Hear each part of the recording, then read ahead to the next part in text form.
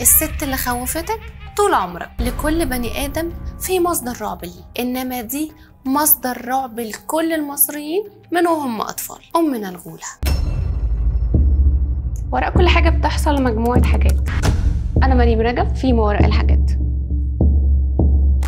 اسكت لأجيب لك أمنا الغولة. أمنا الغولة هتيجي تاخدك عشان شقاوتك وكل ده اتقال ليك. صح، خليني أقولك إيه اللي ورا الست دي. القصة دي بدأت من سنة 1903 وده بسبب جورج ليجرا، عالم آثار مجنون بالآثار المصرية ومسخر حياته كلها لاكتشاف الآثار المصرية. وحصلت فعلا أكبر اكتشافاته في نفس السنة دي في الأقصر، ويكتشف واحدة من أهم الاكتشافات اللي كان وقتها اسمها خبيئة الكرنك، واللي اكتشف فيها أكتر من 900 تمثال. وده اكتشف فعلا. وبعدها بشوية وقت كان في شوية أطفال بيلعبوا فوق تلة في القرية بتاعتهم، والعيال دي مرة واحدة فص ملح وداب. الله، العيال راحت فين؟ ما كانش مهم بالنسبة لجورج السؤال ده قوي، بس المهم انه ألهمه ازاي هيكمل استكشافاته. قالك بس ما تيجي نشوف التلة دي بتقول ايه. وفعلا بدأ حفر تحت التلة اللي العيال اختفوا عليها، وفجأة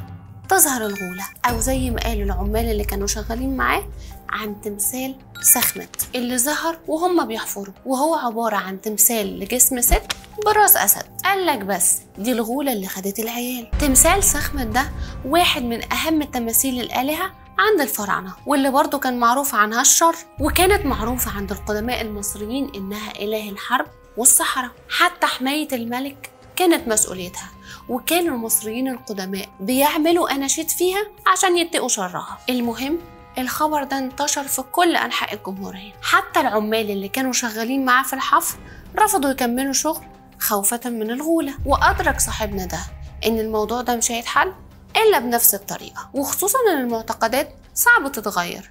دي لعنة الغولة يعني لعنة الغولة يا جماعة، يهديكم ويرضيكم. لا والله هي لعنة الغولة. قالك بس دول مش هينفع معاهم نفي الخرافات، احنا هنثبتها. قال لهم يا جماعة فعلا دي كانت لعنة وتعويذة، بس خلاص انا فكيتها. وبدأت الناس تصدق ان الغولة خلاص مفيش منها خطر. وكل ده وهي لسه مش امنا الغولة، خد بالك. وبدأوا يرجعوا مرة تانية يشتغلوا معاه. وطبعا علشان مفيش خرافة بتفضل من غير بهارات، كانت بهارات الحكاية دي ان الغولة الشريرة اللي بتبلع العيال دي هتبقى امنا الغولة، لان الناس بدأت تصدق ان ليها كرامات، وانها زي ما بتاخد عيال بتجيب عيال. يعني الناس اعتبروها برضو وسيلة يتباركوا بيها وبقدراتها، يعني كل اللي عايزة تخلف تروح تتبارك من أمنا الغولة. وبقت أمنا الغولة مع مرور الأجيال بتخطف العيال وبتجيب كمان عيال غيرهم، حتى إنها بقت جزء من شتايم انت ممكن ما كنتش تعرف عنها، زي سخام البرك او سخام الطين.